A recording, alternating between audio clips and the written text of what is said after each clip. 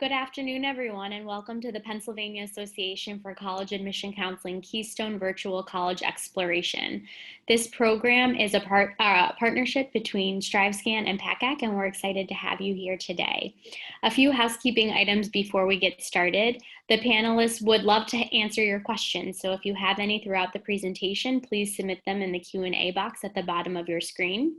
You'll notice that we're using the webinar feature for this session today, so your microphone and camera will be muted and off for the duration of the program.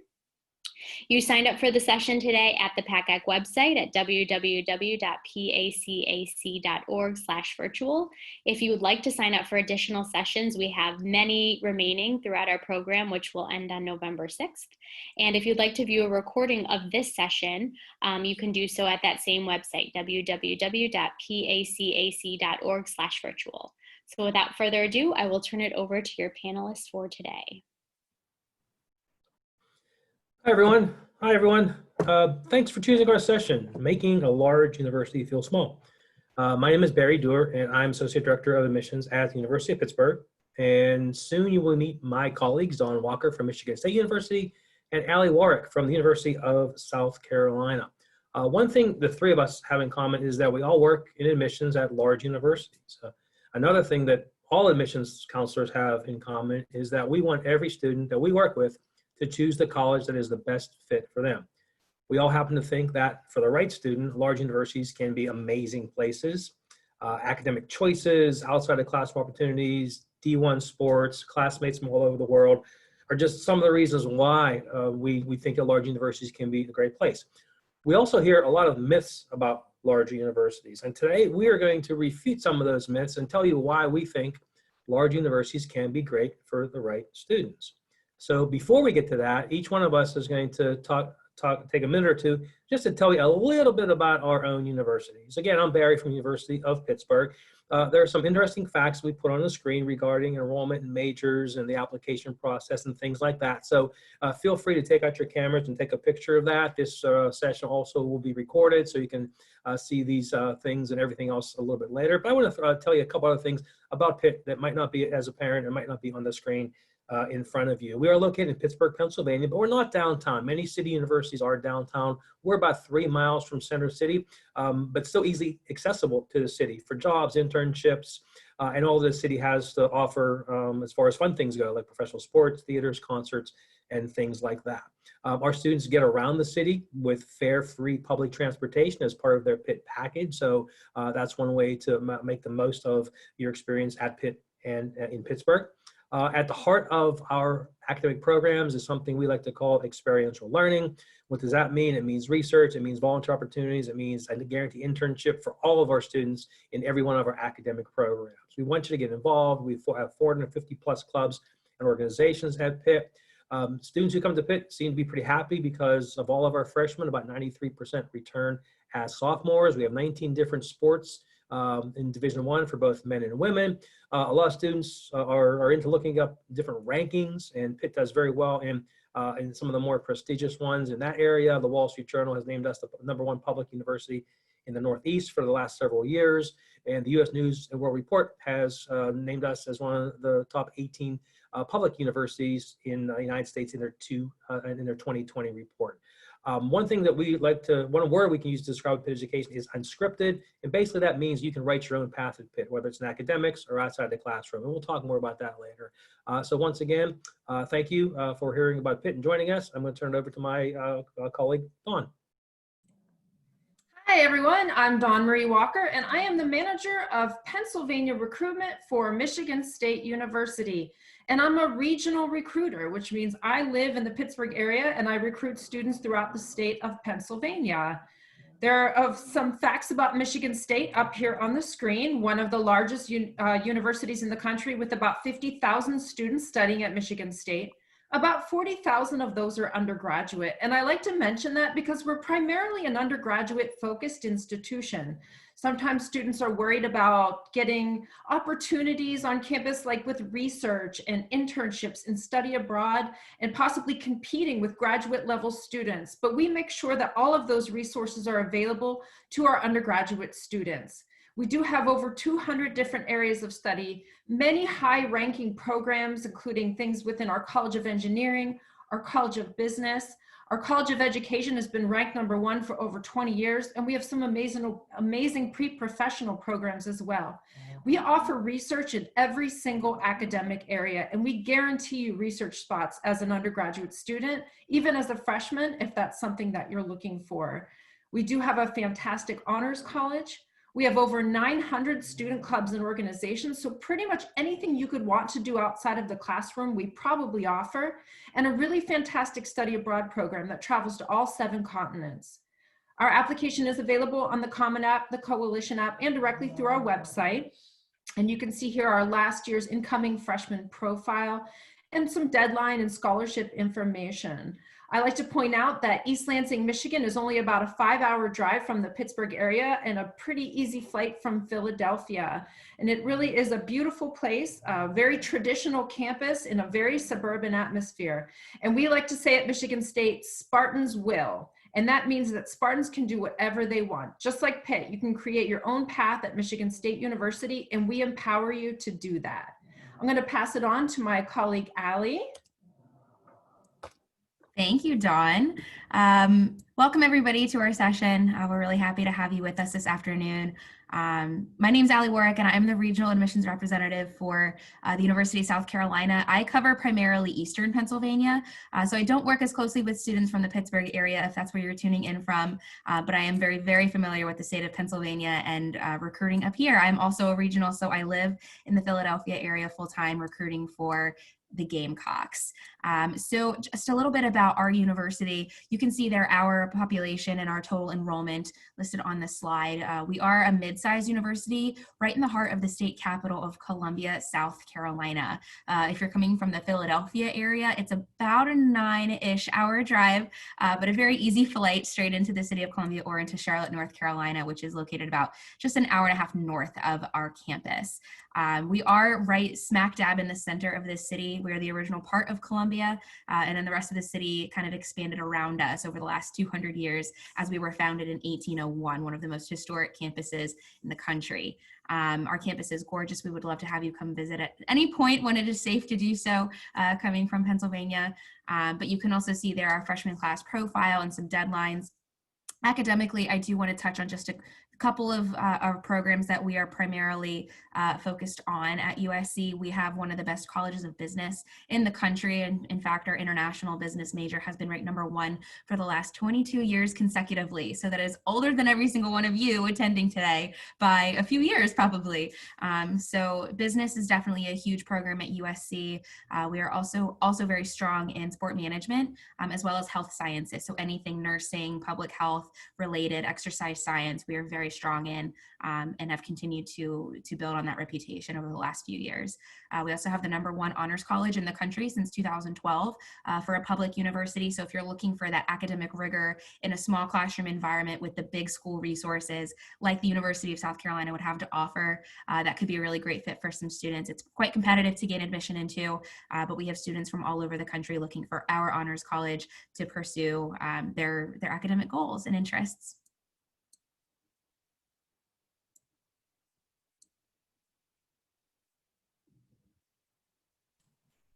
All right, back to me.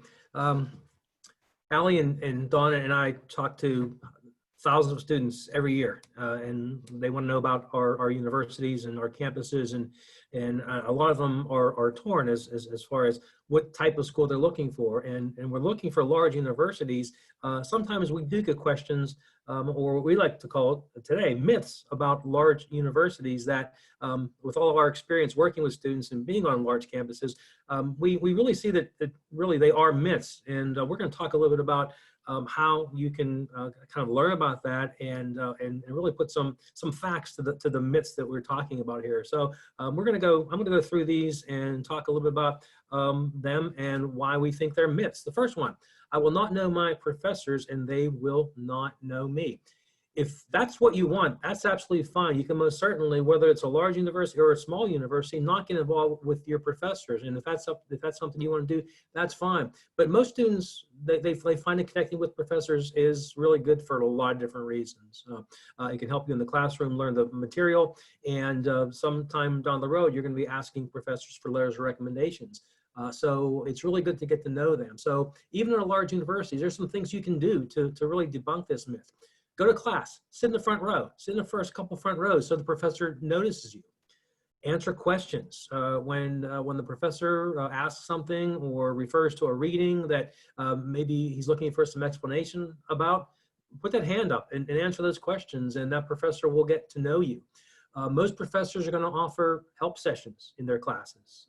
Maybe it's a Thursday at 3 o'clock. Go. Even if you think you know the material, show up at the help session so that the professors, again, know your name. And the other thing is kind of tied in with that is office hours. All professors are typically required to have office hours. Go. Again, even if you don't think you need any help with the particular thing you're working on, introduce yourself, let the professor know that who you are, where you're from, and why you're in the class. And again, they will connect with you. So that's myth number one that you can very easily overcome. Myth number two, I will never get to be an officer in the blind club until I'm a senior. From day one, when you get to campus, join, get involved, go to activity organizations and meetings, and make yourself available to these kind of clubs. Volunteer.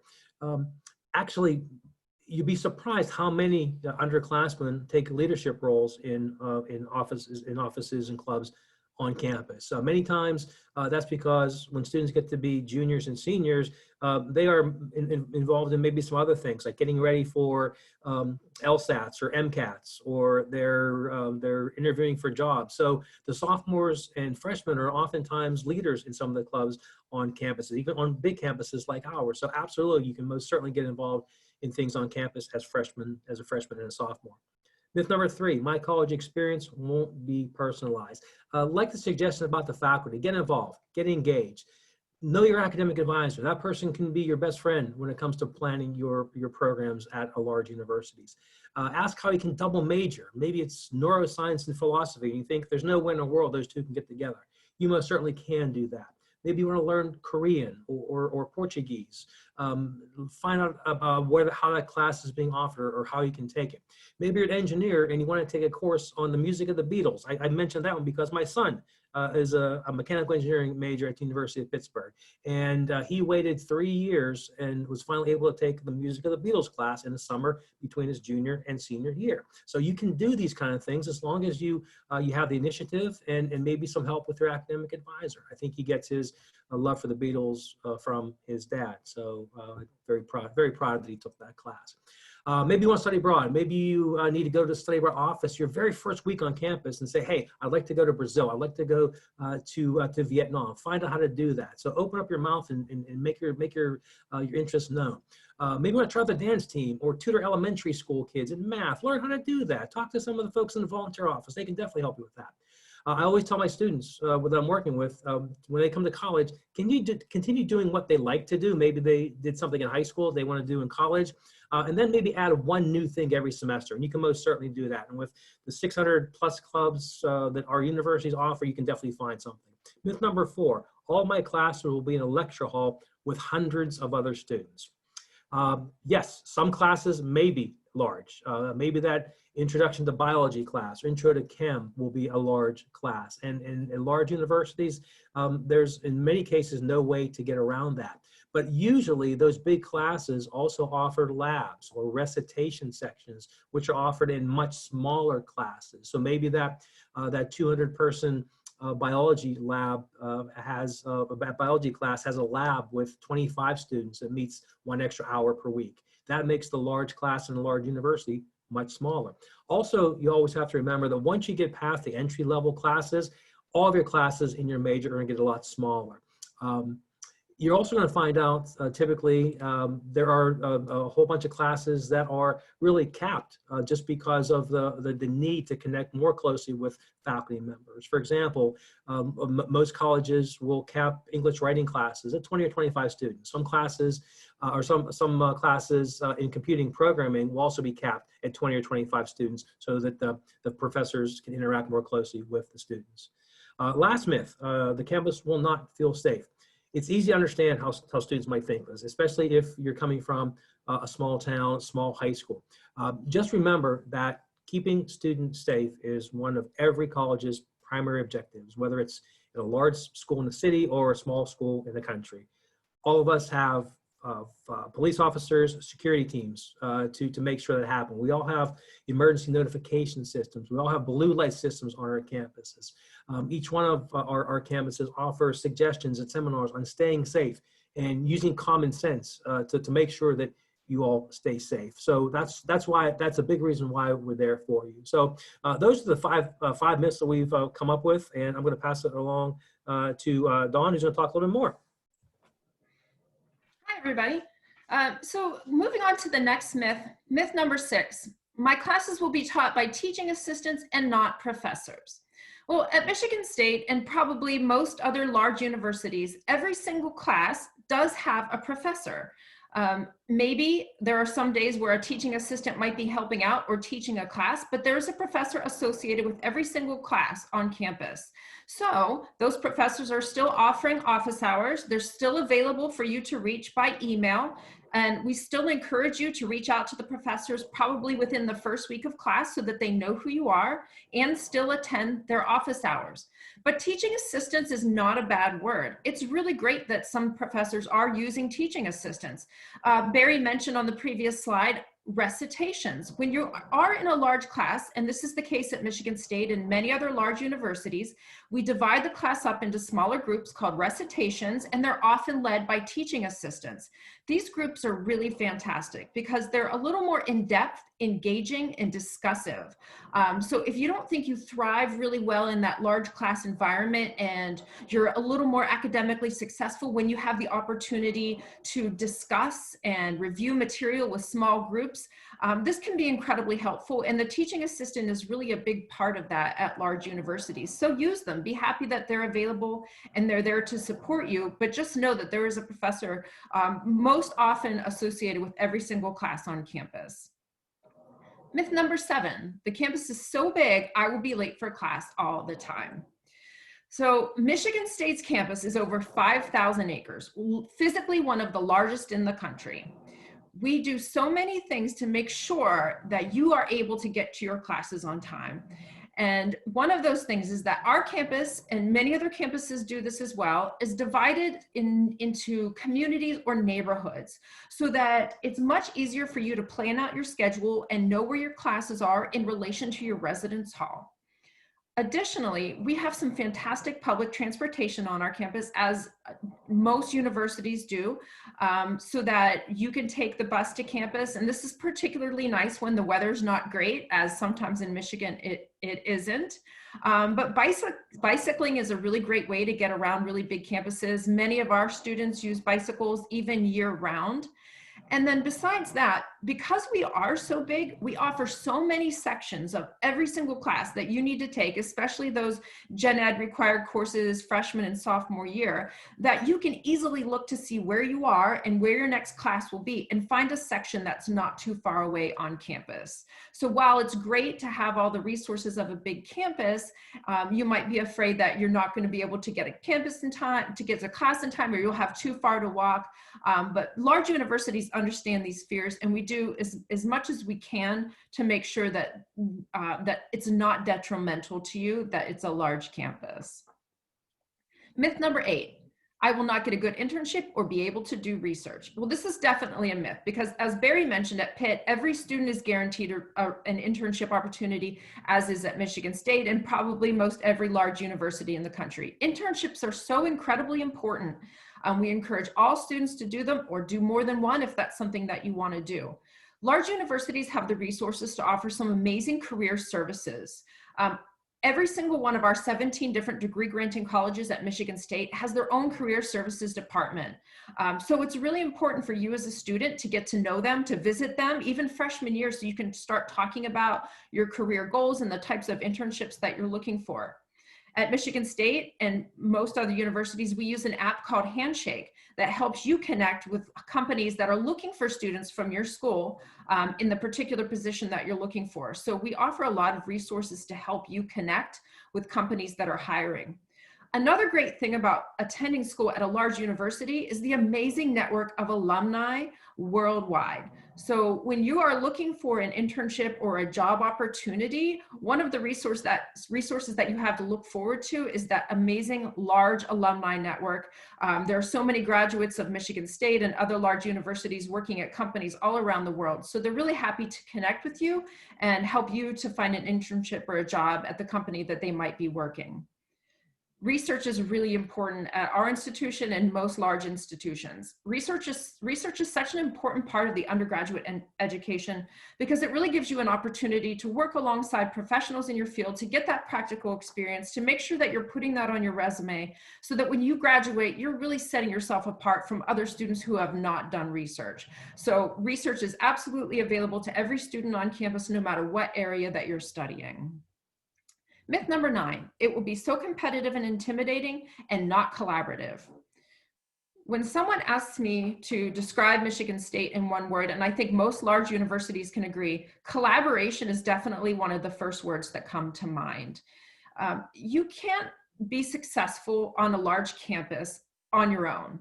It's so important that you're meeting other like-minded students, that you're finding other people who have similar interests and goals.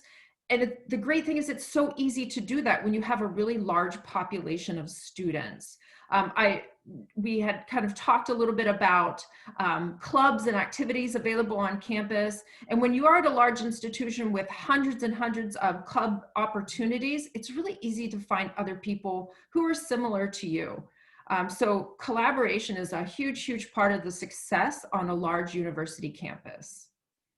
Myth number 10, I won't know where to go when I need help, like tutoring, healthcare, career advice, mental health, etc. I think at large institutions, we allocate a lot of effort and resources toward making sure that it's really easy for students to find these things that are so necessary for your success. Barry mentioned that Pitt has a 93% retention rate from freshman to sophomore year. Michigan State has a 92% freshman retention rate. That wouldn't be possible if these things were difficult to find. At Michigan State, we again have a neighborhood or community way that our campus is divided, and every single neighborhood on campus offers all of these things.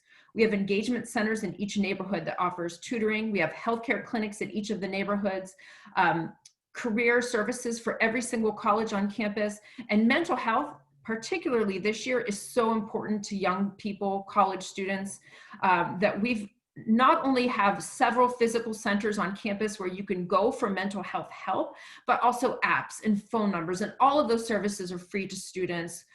We want to make sure that you can find these things very easily and that they're close to you, and that when you're acclimating to campus as a freshman, even before you're concerned about your academic success, that you need to just be successful as a human being from day to day. So what you're eating and who you're spending time with, and making sure that you have the mental health capacity to be successful as a student. So we have all the resources to make sure that these things are available to you very easily and easy to find. I'm going to pass it on to Allie now. Thank you, Dawn, and thank you, Barry, as well. Just a really quick plug before I get into the next couple of slides. Students, if you do have questions, please feel free to utilize that Q&A box. We're happy to monitor that as we're going along, but answer anything that we might be leaving out. So number one, you'll see on this slide, a huge suggestion that we always give to our students is to introduce yourself to your faculty. as having been somebody who's instructed a course before, it is so much more fun on the instructor perspective when your students are engaged and are interested in getting to know more about, not only the instructor as an individual, but actually show a genuine interest in the material and, fully immersing themselves in that course. And that's why, honestly, that's why your professors and your faculty are there, is to teach you, and they wouldn't be doing that job if they didn't really, find a lot of value in building those relationships with their students. Same thing goes with going to office hours and those optional help sessions. Even if you don't have help, even if you don't have any like real, serious questions about the material, or if you're not really struggling with anything, it's still a good opportunity to go in and utilize that time to get to know your professor and have them get to know you as well, because you'll come to learn, if you haven't already, that networking is huge. It's not the only thing that's going to aid in your success throughout college and beyond, but it definitely helps to have those people in your corner whenever it comes time to, have letters of recommendation written for you, or references on your resume when you're applying for those internships or jobs after graduation. Also, a personal anecdote, I went to the University of South Carolina, obviously a large school, and I had professors who were like, even if you don't have questions, come on in, I'm bringing my dog, I want you guys to come in and meet us, just as another incentive for the students to really engage. Sit in the front row in those large classes, even for smaller classes, if there's 20, 30 students in it, or it's 200 or 300. If you're sitting in the front row, it feels like it's more of a one-on-one experience for you. Again, speaking from experience, if there's 200 people behind you, but only 4 people in the same row as you, you only see and you only really engage with that 4, right around you. It helps personalize that experience for you, and also helps your professor to get to know your face and tie along a name to it in the courses.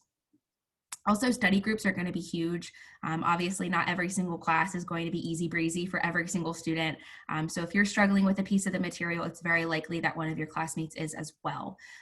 Talk to your peers, and that's a great way to build some friendships with people who you may otherwise not be able to connect with. And that's one of my personal favorite things about large schools, is that there are so many people that you can learn from, and that can learn from you as well. So getting engaged in study groups is going to be a huge piece to your success as well. Whether it's something that's already pre-organized through, say, the Student Success Center, or through the Academic Advising Department, it's, you can always organize those yourselves. And hey, just go grab dinner with your friends and go over to the library and get a study room. Something really easy to do, and, just for everybody to be successful and collaborate within the material.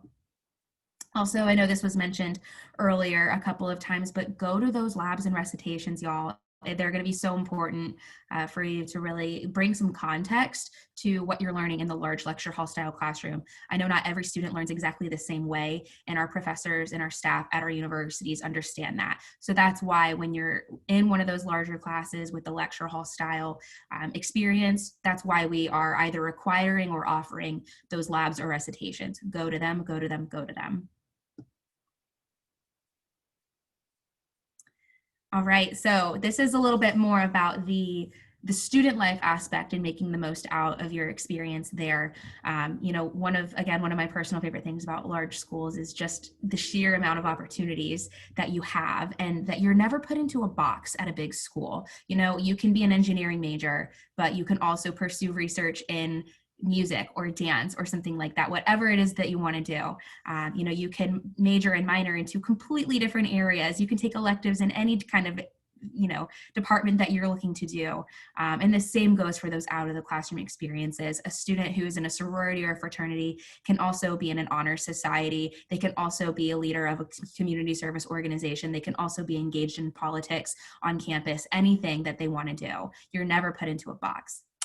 All that to be said, make sure that you're becoming aware of all of these opportunities that are available to you.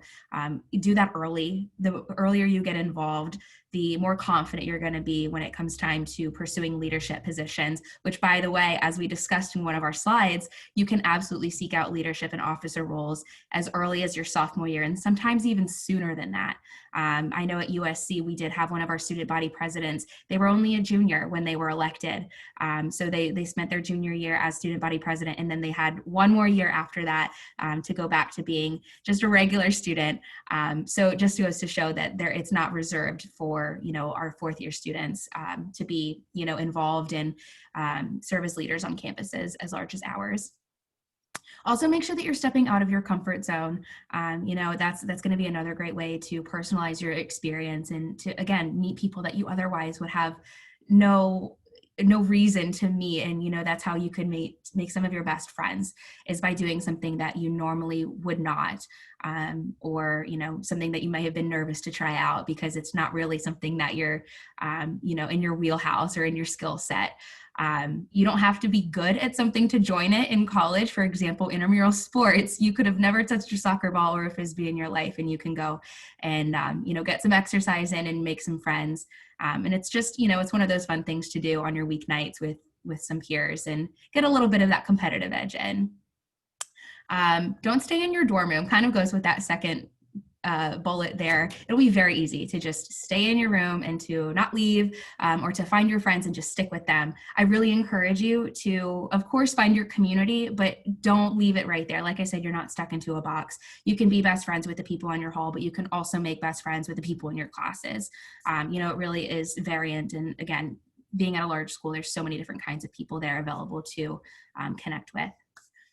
Also, make sure you're reading your emails. This is going to be one of the biggest ways to learn more about how you can get involved, what's happening and when, who, especially if you're trying to get involved in something that you normally wouldn't do, whatever that is, you could be getting just random emails about it, and then you just respond to it to maybe the president or the leader of that organization and say, hey, I'm interested. When are your meetings? Or, is there somebody that I can talk to about getting involved in XYZ organization? And you'd be surprised how many times A, they get back to you, but B, can point you in exactly the right direction that you're looking to go. And, sometimes they can even give you information that you didn't even know you were looking for, and to help kind of push you in the right direction for your personal and professional growth. Also, don't be afraid of the upperclassmen. This is something that I think is so important for students to know. The upperclassmen really do want to help the freshmen, the first year students, get fully acclimated and comfortable on campus, because we've all been there. Even the most decorated senior, even the one who wins all the awards and the most popular senior, has been a freshman who was very uncertain their first semester on campus. So don't be afraid of them, utilize them. There are student leaders on our campuses for a reason, and that's because they want to kind of spread the wealth and, make it that real true community and help you find your sense of belonging. So talk to your RAs, stay in touch with your orientation leaders, get to know your teaching assistants, if they're graduate students or just seniors who are assisting with their classes as a part of their work study or something like that. Get to know them.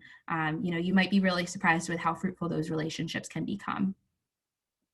So that's most of what we have for you today. I'm not sure if Barry and Dawn have any additional comments to make for you all as you are exploring your options with large institutions, and kind of dispelling any of the myths. And again, please feel free to type any questions you have in that chat box. We're more than happy to address anything that you guys are wondering about as you're thinking about your options for college in the future.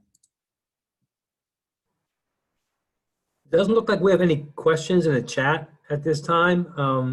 So maybe we can just each add our own last minute statements here on why, what kind of student would really thrive at a large university. Dawn, we can start with you.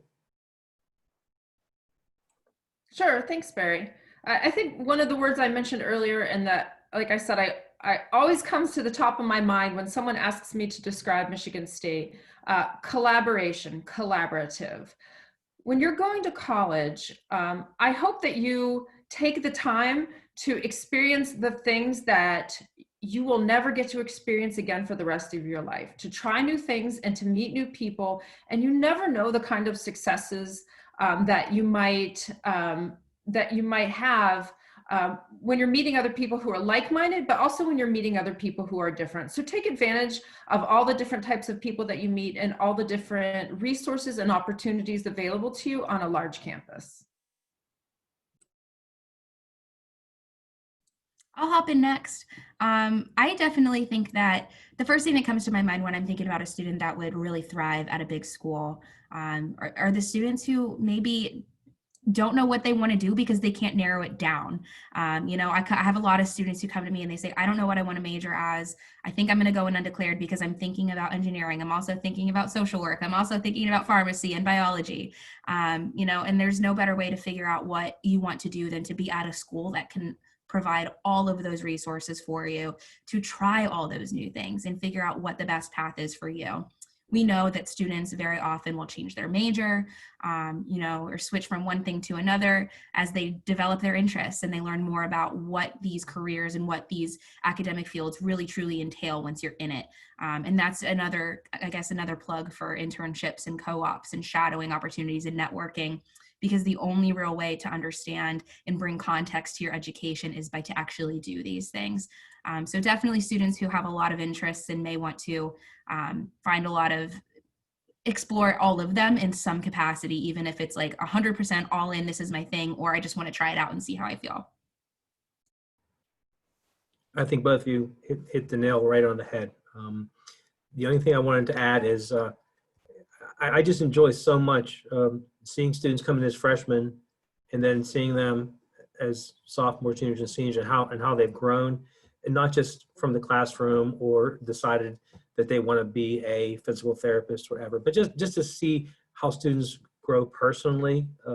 They come to campus and they meet students from a different part of the world that they've never encountered before, and they learn that they learn about their religions. They learn about different kind of foods they can eat. They learn how people do things differently, and they grow as a person. And I think that going into a large university, you need to embrace that and want to see yourself grow and not be the same person you were as a senior as you are as a freshman. And large universities give students an opportunity to do that on many different levels besides just the academics. So if that's you and all the things that Dawn and Allie had said, then a large university could be the place where you find yourself at home. So thanks for joining us, and I think we have to turn this over to our facilitator.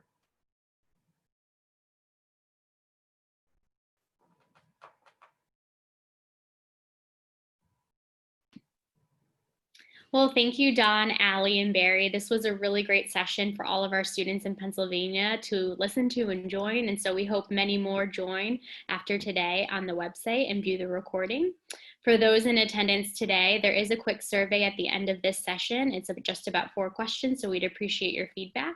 And for additional sessions from now until November 6th, or recordings for this session or any others, you can visit our website at www.pacac.org/virtual. Have a great day, everyone.